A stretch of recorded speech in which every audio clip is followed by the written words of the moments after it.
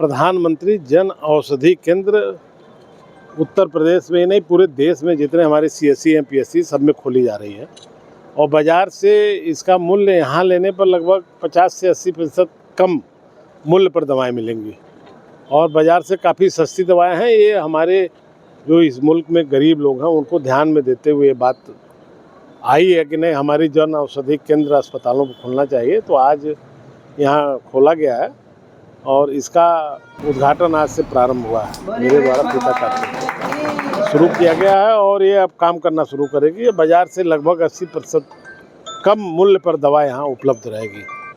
अब मैं जरूर कहूँगा संचालन महोदय से कि जो दवाओं का रेंज है वो बढ़ा के रखा जाए, जिससे लोगों से ज़्यादा दवाएं यहीं मिले, बाज़ार में कम जाना पड़ा।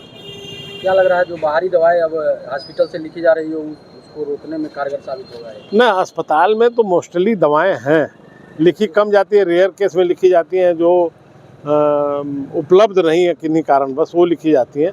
बाकी तो यहाँ दवाएं उपलब्ध हैं, ज़्यादातर दवाएं उपलब्ध हैं। सामान्य दवाएं जितनी हैं वो हमारे अस्पताल की मेन सप्लाई है और उपलब्ध है। देखिए, लाभ तो बहुत ज़्यादा मिलने वाला है और हमारे जो देश के यशस्वी प्रधानमंत्री हैं आदरणीय मोदी जी, उनका ये एक महत्वाकांक्षी परियोजना है और इस परियोजना के अंतर्गत हर व्यक्ति को सस्ते दामों में और गुणवत्तापरक जो दवाइयाँ हैं उसको उपलब्ध कराने का संकल्प हमारे प्रधानमंत्री मोदी जी का है।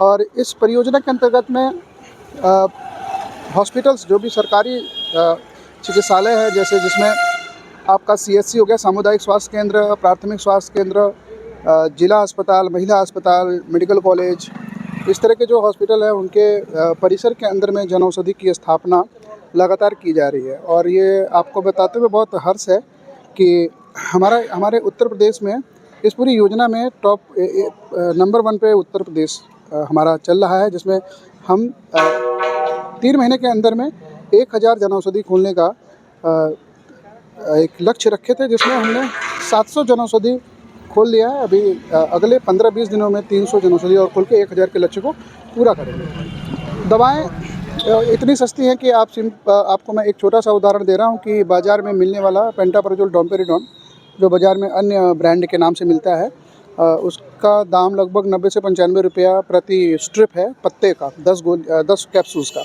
लेकिन अगर वही दवाई अगर कोई व्यक्ति जन औषधि से लेता है तो लगभग 15 रुपये का या 16 रुपये का वो उसको पत्ता पड़ेगा।